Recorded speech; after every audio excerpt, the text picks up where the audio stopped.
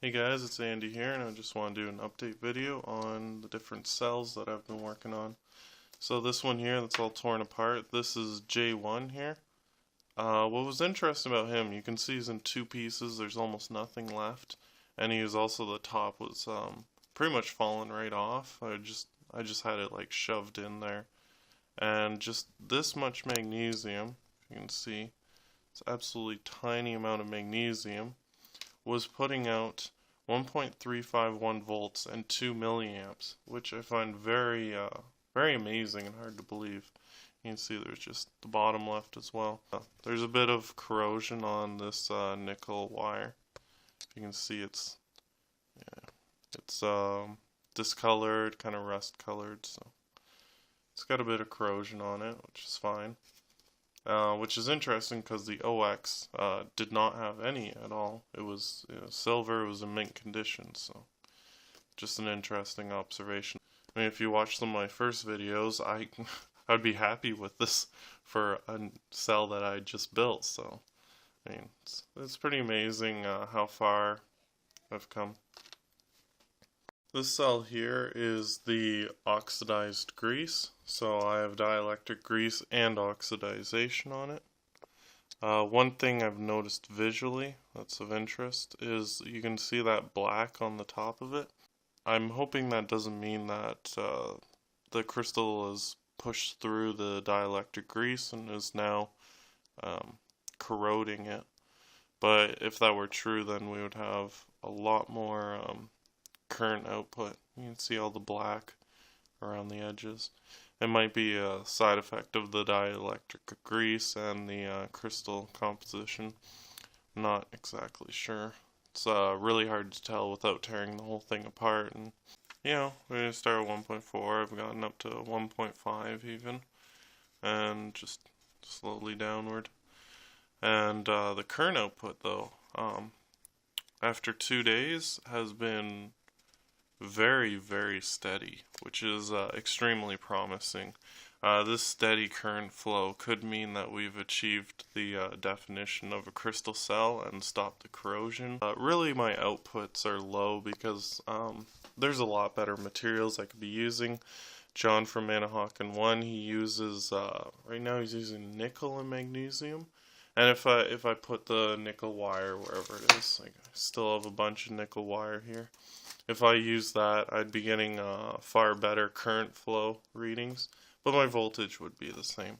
So really this test is purely for corrosion, longevity of the magnesium core. So we're just working on that. And alright, we got this guy here next. This was clean magnesium, so no oxidation, and dielectric grease is all coating it. So you can see this one, it's also turned green, and it took a while for that to happen, and it's got that black spot on it just like the other one. So you can see a little bit of black here as well on this side.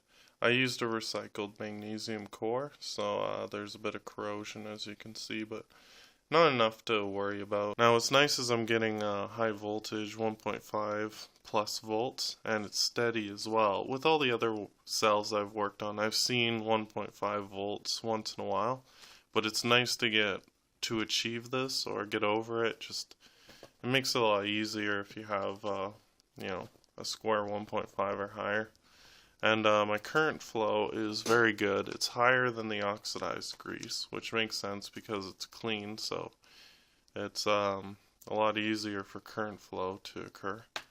So we're getting good results, and I estimate that I'm getting the same kind of, maybe only 10% corrosion. Who knows? It's a lot lower than any of the other cells, especially the J1 cell, which started at 40 milliamps, and within a month it was completely corroded through. So if I can keep these guys running for, like a year, that'd be amazing, considering how small they are.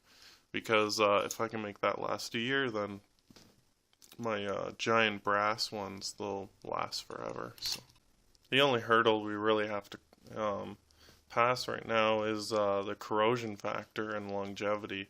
We've achieved high current, we've achieved good voltage. Well, it's almost impossible not to achieve good voltage, but we have I've exceeded 200 milliamps with just such a tiny one like this. So it's very exciting times for crystal cells as far as I'm concerned. We've found very good results with all this. Jon from Manahawkin 1 has developed a crystal structure that seems to work extremely well and dare I say better than laser sabers. So it's all got very promising results.